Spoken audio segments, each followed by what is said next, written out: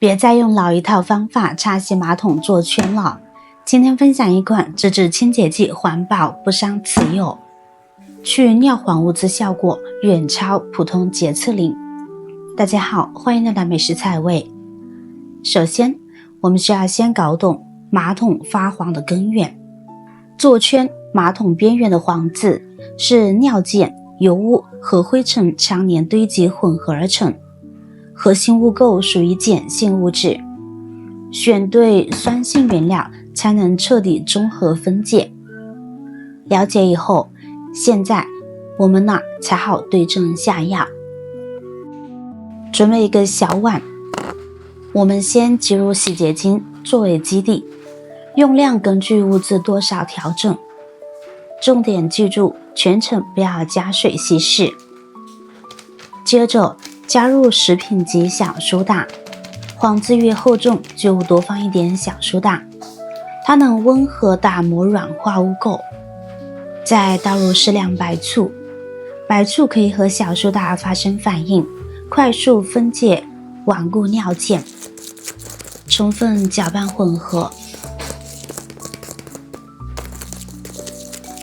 最后再加少许食用盐，一是增加整体粘稠度，清洁液敷上去不容易流淌；二是辅助杀菌消毒，清洁更彻底。持续搅拌，直到所有材料全部完全融合均匀。大家可以在评论区说说自己是哪个国家或者是地区的观众，很高兴认识每一位朋友。这款强效去黄渍洁厕剂就调配好了，直接厚敷在马桶座圈底部发黄的位置。因为调好后粘稠度很好，能牢牢吸附在马桶瓷面上，这也是全程不兑水的关键。想要去污效果翻倍，敷完清洁液后，在表面铺上一层卫生纸，浓稠的清洁液能把纸巾牢牢地贴住污渍，持续渗透分解黄垢。全部弄好后，静置反应15分钟。时间一到，我们直接拿卫生纸敷在污渍处反复擦拭。你能明显的看到附着在座圈上的大片黄垢，不用使劲擦，轻轻一抹就整块的脱落下来。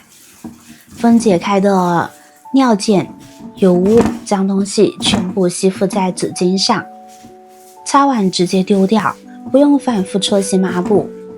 针对座圈、接缝、底座边角这些藏污纳垢的缝隙，纸巾很难伸进去，可以用家里不用的旧牙刷顺着缝隙来回轻刷几下，嵌在纹路里的陈年顽固黄渍就能轻松被刷松刷落，一点残留都不留。全部擦拭完毕后，打开淋浴喷头，全方位冲洗马桶座圈、底座和缝隙。